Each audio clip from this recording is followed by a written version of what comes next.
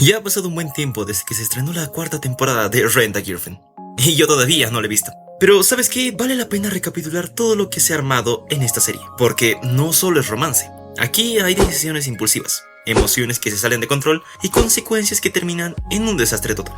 Pero es bastante entretenido. Todo arranca con Kazuya, nuestro protagonista, destrozado por una ruptura brutal con Mami. Y aunque parece un detalle menor, esa decisión causa absolutamente todo. Por eso, Mami funciona como una antagonista. No porque sea una villana con un plan maestro, sino porque su elección genera un efecto mariposa, que desencadena todo lo que veremos después. Eso empuja a Kazuya a alquilar una novia, en este caso a Chizuru. Y de repente ya están inventando mentiras para sus familias. Desde ahí nace todo el drama de la serie. Pero ojo, Mami no es un personaje simple.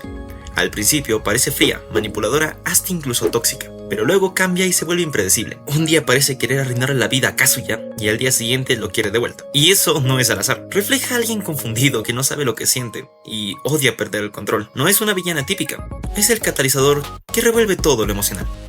Y en el otro extremo está Chizuru, probablemente el personaje más polémico de la serie. O eso creo. Por fuera es la chica perfecta, madura, fuerte y siempre con todo bajo control. Pero eso es solo una máscara.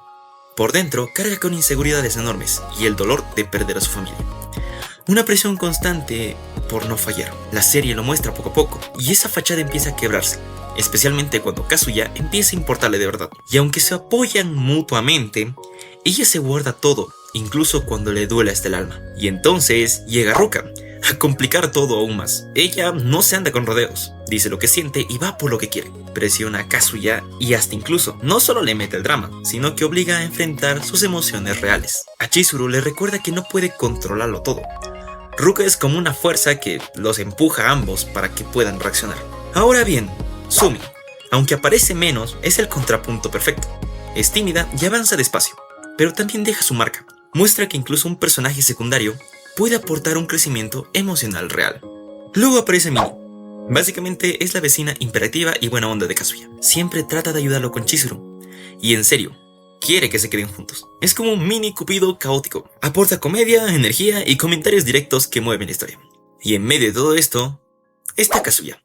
Como ya lo dijimos, es indeciso, torpe y hasta exagerado. No es el protagonista perfecto, es un tipo real que no sabe lidiar con sus sentimientos y tiene que aprender a dar pasos en lugar de solo reaccionar.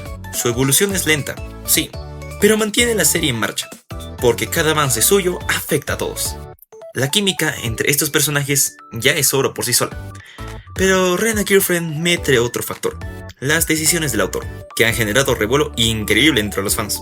En el manga aparecen giros, pausas que frenan la trama y momentos que se sienten muy forzados. En el anime creo que intentan suavizarlo un poco, pero igual se nota ese peso. Aunque aún sigue funcionando, los personajes tienen motivaciones claras y emociones que chocan como en la vida real. Una sola acción afecta a todos, creando un drama de romance y frustración.